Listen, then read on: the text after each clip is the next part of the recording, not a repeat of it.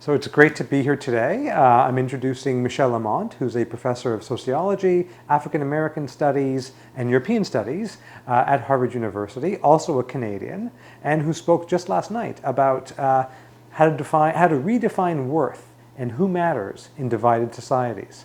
And so maybe we can start, in fact, with that, Michèle. How do we redefine worth? Is worth being redefined? Why don't you go ahead? Well, I talked about this book, which will be coming out in the fall of 2023. And the argument of the book is essentially that many people are redefining worth every day already. For the book, I did, my research team and I did interviews with over 180 change agents who are working in the creative industries in Hollywood, stand-up comics, activists, who are intentionally involved in the creation of new narratives, often about groups that have been stigmatized. So we're thinking about queer people, ethno-racial minorities, undocumented immigrants, low-income people, and they're very purposefully trying to transform how these groups are perceived. And we've also interviewed 80 Gen Zs who are college students who are not happy with the current order of things. We didn't choose them because they were unhappy, but we did interviews with both middle class and working class students across 32 campuses. And we asked them questions about the challenges that they experience today and what kind of world they would like to live in. And we found that often they were defining worth in that they're not convinced that the American dream is something that is accessible to them, and yet they really need to find hope somewhere as they try to imagine their lives. And this hope is often found in the desire to create a more inclusive society. So they want us to think about worth in a much more multidimensional way that it is done in most neoliberal societies, where worth is largely defined in terms of socioeconomic success and competition and being upwardly mobile and getting degrees, etc. So can I ask you, so the subtitle of the talk, maybe of the book, is In Divided Societies. Yeah. And is it only in divided societies? Do you think that this is happening? Are these claims to recognition a way to create more solidarity? Yeah. Or are they ways to, in fact, be clear about which divisions matter and which divisions don't? Yeah. Well, the context is the American context, but of course the American dream exists in many other countries and continents. We can easily talk about the European dreams that makes that many immigrants from the global south are going to Europe for also reasons of finding, democracy, upward mobility, etc. And we know from comparative studies about polarization that the US is not necessarily more polarized than a lot of other societies, including European societies. Noam Gidron, who is a political scientist in Israel, has done comparative work on affective polarization, and he shows this. Of course, many people are now concerned about this polarization, which is fed by the social media. And in the American context, the radicalization of the Republican Party. So the question of social solidarity, empathy, bridging the political divide is extremely salient across the board. I think this phrase, divided societies, in the title is meant to signal that we have a problem in how societies think of themselves politically, and our capacity to deliberate and recognize the value of everyone. So how can we re-engineer our societies so that more people are viewed as valuable? That is really the challenge that I try to address. So in last night's talk, you turned the claim on the question of recognition. Mm-hmm. And I think we've been talking about this for some years. My sense of your argument there is that this is a way to think about inequality differently than economists, differently even than political scientists perhaps, differently than psychologists. And so how does recognition play a part in your thinking? Well, that's a big question. I make the argument that inequality is produced by both questions of distribution, who gets what, but also questions of who matters, who's defined as valuable. And the second part of the equation is often overlooked in the media. Economists have been extremely successful in shaping the public sphere and putting the question of growing inequality front and center. Psychologists have been extremely proactive in emphasizing, for instance, grit and the ability of people to pull themselves by their britches and find within themselves the moral force they need to deal with the challenges. And I make the argument in the book that we really need to think more about what are the tools that societies give people to feel valuable. So I mentioned, for instance, the case of same-sex marriage laws that send to LGBTQ people the fact that they are valuable and have access to this sacred institution. So what I do in the book is really try to give to the general public the tools to understand how recognition is produced all the time by many, many people, and how little by little the frames through which groups that are devalued can be transformed. And it's happening already, and we can all contribute to doing it. So that's, if you will, the challenge. And have you been struck that this is happening? So the claims to inclusion can be also claims that some people don't like, right? Whether those claims come from the left or from the right, from people looking for more people to be included, or even, in fact, people who are worried about claims. We can imagine claims to inclusion or claims to recognition that also come from those who want to exclude others. Exactly. And so how do you think about that? Yeah. Well, that's one of the big challenges in the book, in the sense that I draw a parallel between, let's say African Americans who suffer from racism and who want their dignity to be recognized on the one hand, but you have also the Trump supporters, the supporters of Make America Great Again, who are often described as downwardly mobile working class people, but of course it also includes middle class people who have felt displaced as the country is becoming more diverse. And these people are often depicted as quite racist and anti-immigrant. So for them, recognition is a zero sum. If people of color are getting more recognized, they're losing their supremacy as white people.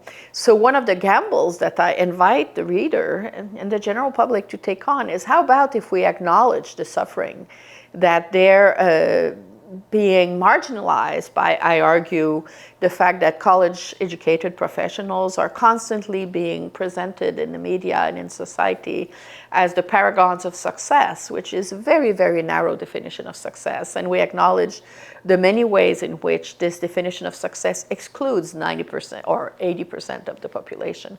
Let's face this, directly and have conversation about that, and acknowledge the ways in which these groups are really feeling like they're losers.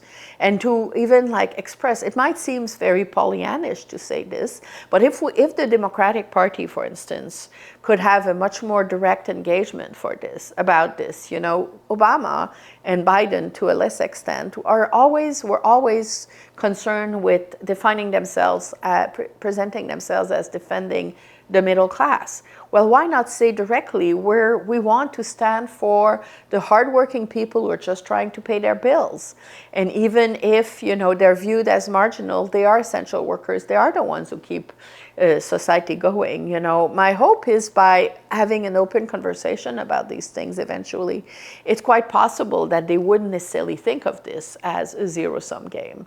So we need to move away from this perception of the hierarchy of groups as necessarily requiring the exclusion of others, and having them acknowledge that Black people, undocumented immigrants, all these groups also want to be viewed as worthy. This is something that all human beings share.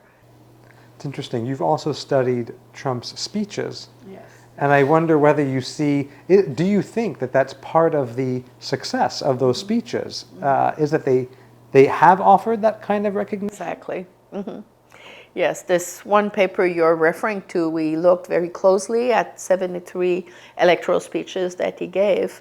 And the paper claims that he's a genius at lifting up the working class by telling them, you're worthy people, we know you're hardworking, we know you pull your weight, you're not sponges, you're good members of society, but you're facing forces such as globalization and also immigrants who are coming in and threatening, for your ability to make a living wage. And the rhetoric that we find in his speeches is very finely crafted precisely for him to give recognition to the working class. So it's not at all surprising that in this context, the Republican Party has been able to capture this group. At the same time, we should not forget that a lot of working class people are still voting Democrats.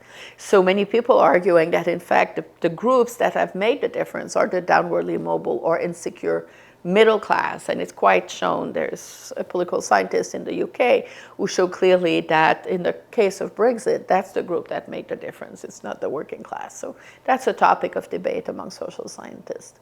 So I want to get to your interviews for this book in a second, but I have a question I'm dying to ask. So in some of the work I've been doing in cities like Baltimore and Cleveland, we see a kind of hope for recognition in these terms amongst people who've been recently arrested and their views about crime and violence and insecurity in their neighborhoods. But what we've been seeing there, and maybe it's because of the interviews we've done, is that the source of that recognition that people are looking for is in the state. They're looking for state agencies to provide recognition. In your work, is it state agencies that are the source of recognition? Is this, you were trained in France, is this a strong state idea of where recognition comes from, the supply of recognition? Or is this inter-individual? People are looking for recognition from their cousins, from their parents, from their friends.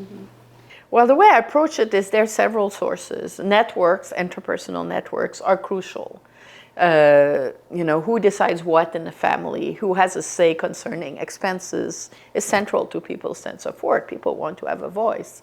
You also have recognition messages that are diffused through the media, which we're constantly exposed to. Going to church even, people hear messages about who matters. But the role of the state, especially in the French context, has been an arbitrator between the value of various groups. And I think in dynamics of groups seeking recognition, very central to these dynamics is the question of whose suffering matters most. Are people paying attention to the indignities that have been imposed on my group? Whose indignities matters most? So affirmative action, for instance, I teach at Harvard next week. There's a Supreme Court is going to consider whether the Asian American students who were denied admission at Harvard because other students of colors were admitted, brown and black people. I mean, it's all about who's, is the suffering of the Asian American immigrant students greater or equal or smaller than that of children whose great-grandparents were slaves. So it's really about the hierarchy of suffering and the role of institution in distributing resources, such as spots in the Harvard campus become the measure by which people assess how well treated they are. So that dynamic is found everywhere, I think. So interesting. So now I want to take you to your interviews for the book. You did 190, 195? 185 altogether. You did 185 interviews for the book, and you decided that the majority of those are with what you call change agents. Yes. But that's a big group of people. Yeah. Mm-hmm. Some of them are in the arts, some of them are funders for Open Society Foundations and elsewhere. Who's a change agent and who's not? Are community organizers on the streets of Baltimore change agents as well? And so how do we decide there? Is it a question of their reach?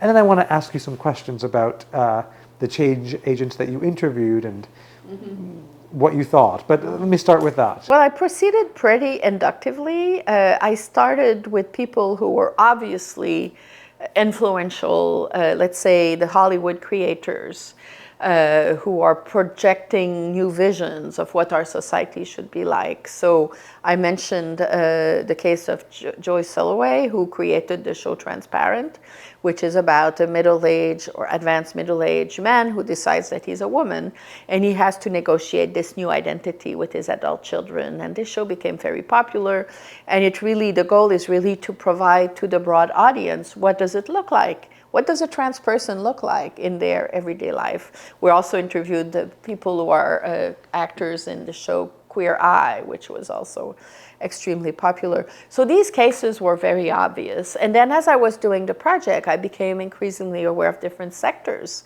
of society that I didn't know were so active and central. So the field of strategic communication, which is made of people who use data science to provide messages that are much more performing. They do a lot of experiments to see what message works best with different groups. And they are paid or they volunteer to work closely with social movements such as Black Lives Matter or Me Too. And they are subsidized by philanthropists. There's a whole network of very progressive philanthropists who have been, keeping these networks alive. So I use a kind of network analysis to see where the changes. It's not an exhaustive study. I cover a lot of terrain. Some of the people who were interviewed, for instance, is a guy, Rashad Robinson, who was a leader of a group called Colors of Change, which has been very active with mobilizing people of color, African Americans, particularly in the US, to elect prosecutors who are in favor of reducing police violence. So it's really focusing on the mobilizations of Blacks so that their voice is really recognized and given more weight by politicians. So he's an activist, but there's also people who work at the neighborhood level. So yes, there was a criteria of, are they people who are pushing for the destigmatization of some groups in some sector of society? And I could not do everything. So for instance, I didn't do fashion, I didn't do gastronomy, I don't have any politician. So, but the goal is really to illustrate in the book how the new narratives are produced and diffused as examples, if you will. Is your sense that this is new? So if one were to go back 40 years, 30 years, to the sitcoms of the Jeffersons or the Cosby Show, more recently than the Jeffersons. Were those also change agents, or is this something new happening in the post-neoliberal moment? No, I think it's always been there. I remember very well as a teenager reading German Greer's book and learning about the term stereotype. I remember that moment extremely clearly, and then I was upset because I washed the dishes every day and my brother mowed the lawn once a month, and it really gave me the tools. This is for me, it was an agent of change to be able to read her work and to realize what was wrong in what I felt deeply was totally unjust. And it gave me the tool to talk to my family about this. So I think a lot of the impulse for people to push for social change comes from these kinds of experience. There's nothing new. I think the difference is I talk about recognition chains to say that this is really something that is occurring massively today, and you have a lot of very powerful foundations such as the Ford Foundation and the Open Society Foundation that are funding massively rhetorical narrative change, which didn't exist until the early 1990s. And then I mentioned yesterday night the case of CBC Radio Canada, which has now redefined its mandate very consciously about, speaking about and promoting Native First Nation people in Canada so that their plight is really much more salient in the way that we understand our community. So that's another example. But this is happening at scale, and it's really transforming, I think, how people understand the society we live in. So can I ask the big question? Yes. Why? Why now? Why now, right? Is it the post-neoliberal moment? Is it a market? Is it, not to be crass, is it cheap? You don't have to redistribute material goods, you can redistribute symbolic goods. Is it a fancy of some funders? Why now? Well, I would say you can think about a model that has a demand side and a supply side. I would say at the demand side, I argue in the first part of the book, with growing inequality, the exhaustion of the American dream, really many people feel depleted. They want to find something that they can reach for, and our graduates, our students, and I know it's the same here, they don't want to be in seminar rooms where they are surrounded by portraits of white men. They want to be surrounded by images where they are represented. And that is not pre-programmed by anyone. I think it's really a deep desire among our students to feel like their well-being, their needs are respected by the institution. Women who went to college in the 1950s were not expected to be represented on the walls at all. So I think we really need to have a kind of multi-dimensional understanding of both the audience and how the audience is shaping the transformation of the cultural messages that are happening. And of course, there's a lot of greenwashing. The cultural industries themselves are transforming, and you have Patagonia, you have a lot of companies whose own identity has become promoting PC-ness of one kind or another. So the transformation of the marketing industry has very much been captured. In the book, I talk about Barbies, which are now, you have all kinds of Barbies, queer Barbies, Barbies that are disabled. When I was a child, they all looked like, tiny women who had very tiny waist, and it was the model that girls were maybe not necessarily aspiring to, but it's what we were exposed to, and that's simply not working anymore. So a cultural sociologist, which is my field, we study these questions of diffusion, and it's very, very multi-layered. But in the book, I basically zero in on the role of institutions, of peers, and our cultural producers. And the law is part of the story as well. The fact that all organizations now need to have diversity, equity, and inclusion programs in how they hire. But that's quite different than focusing on inclusion at the level of the messaging, which is transmitted in part by what we put on our walls and what organizations acknowledge as important. So I know you mentioned the American dream isn't working for people, that the American dream isn't working across nations, but the American dream is still the American dream. Mm-hmm. So what about, let's call it the Canadian dream of multiculturalism? Mm-hmm. Is it more resilient? Or the French dream of laïcité, is it more or less resilient? We can imagine this across places. Now, I know your study was in the US, so I know I'm taking you out of your comfort zone on this, but you're Canadian, you've trained in France, you've studied France, you've done lots of work in Canada as well through different organizations. What's your impression? And I guess I'll go one bit further. Is it the lack of resilience of the American dream that leads to recognition demands? Mm-hmm. So empirically, would we find fewer where the national narrative is more resilient, already providing resources? And would we find more where the national narrative, the American dream, is more brittle?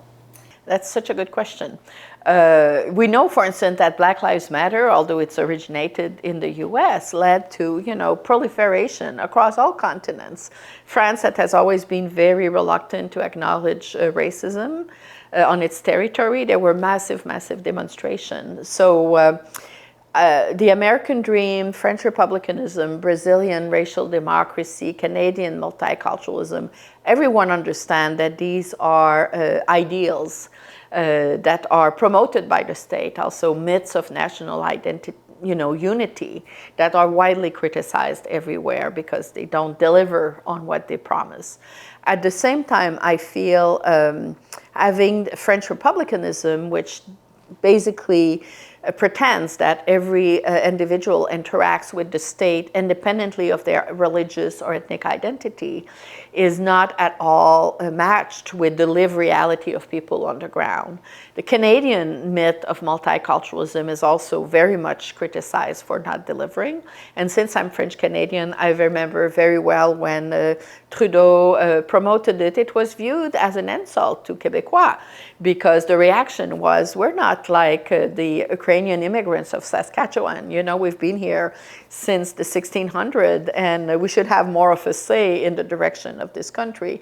So this is what I think it was very much part of Trudeau's plan of re-engineering Canadian society in a way that marginalized the agenda of the independentists. And it really worked, to the extent that we know that today in Canada, when you ask people how they distinguish their Canadian identity from American identity, it largely hinges on multiculturalism, that it's a society that is more, that lives in a much more healthy fashion, its diversity and less racist, and etc. So I'm not Pollyannish, you know, and I think that a lot of the question, it's not the less embracing of diversity societies are, the more you're going to have a quest for recognition, because recognition claims are transnational, they're diffusing. And we know, for instance, that in Africa there's a lot of rejection of the LGBTQ recognition claims, you know, because they're viewed as Western importations. And yet there's a lot of gay people there who are struggling and are also fighting to have their rights recognized. So there's an approach in sociology that you're very familiar with called World Society, which shows how there has been, since World War II, a global movement toward greater institutionalization of rights for all groups. And this is something that has happened, but very unevenly across continents and across regimes. So it's complicated. You recently were very involved with the Human Development Report. Mm-hmm. I don't know what you did on that Human Development Report, but I'd like to know if these questions of recognition are now part of that thinking. Mm-hmm. And frankly, I'd also like to know what other experts on the Human Development Report thought of this kind of thinking. Mm-hmm. I'll give you an example. Did the economists think, well, you know, it's very nice to have recognition, but what really matters are wages, right? So how was this thought about? Yes. Well, I was asked to co-chair this report in part because the director of the report, who is Portuguese, became very interested in questions of social resilience. And he attended the conference on unsettled times, and that you were also at. And it was all about, you know, using the tools of that sociology as developed to study moments of crisis where it's very difficult for people to talk about predictable futures. So because the director of the report was so open-minded, although he's himself an economist, he really welcomed the input of new ideas. So the report ended up having a big section on the mental health crisis, a section on agents of change, and there's large sections on culture and social movements. So I think he was quite visionary in thinking, oh, this is really an opportunity to create a human development report that is unlike many of the others. 2 years before, Piketty had, you know, presided over a report which was about growing inequality. So although Piketty is not a standard economist, it was a Piketty kind of report.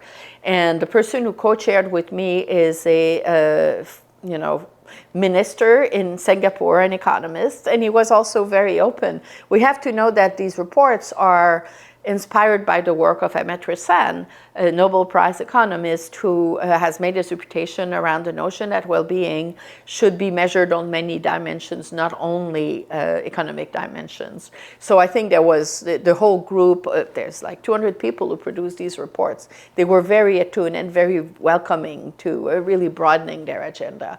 So it was a great experience, and I agreed to do it in part because this report is diffused throughout the world and is used by many countries to define their own objectives. So within a month of the report being released, it had already been downloaded 100,000 times, you know. So I felt as a cultural sociologist, as an agent of change myself, I was eager to put out there the work of our colleagues that I think is very, very important, and to try to demonstrate what difference it makes to use analytical tools from the social sciences that come from a much broader toolkit than what the Human Development Report has drawn on in the past. So I was very happy to be able to do this.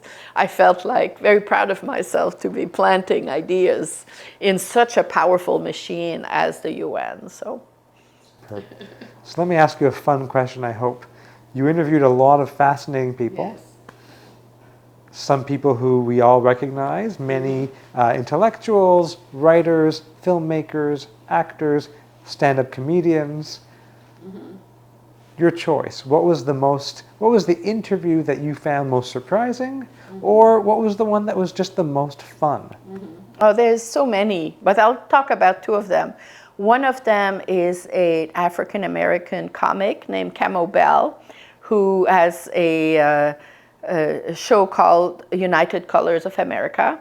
And he presents himself as a middle-class black man, and he's married with a white woman. And I think that he thinks of his job as making Americans less scared of black people. And he, you know, in his show, one of the first episodes, he goes to interview people from the Ku Klux Klan in Arkansas. And he has them say on film really outrageous things, but he does it with a straight face. And it's like he tells you, his viewers, see, that's the world that we live in, you know. And the guy is just a fantastic, articulate, very, very engaging person and very, very funny. So that stands out. And another person who really impressed me is a woman named Dong Hee, who was at the time the vice president of Netflix for the world, for the globe. And I thought, wow, what power of programmation she has, you know. And she is very close to Shonda Rhimes and Ava DuVernay, and she's a person who has been behind the creation of shows led by these powerhouse of women who have, you know, put throughout the planet these shows that are really giving us new visions of race. So, for instance, Bridgerton, which is this kind of, you know, a little bit a la Jane Austen, you know, but romantic British comedy, except it's not really comedy, but well, yes, it is.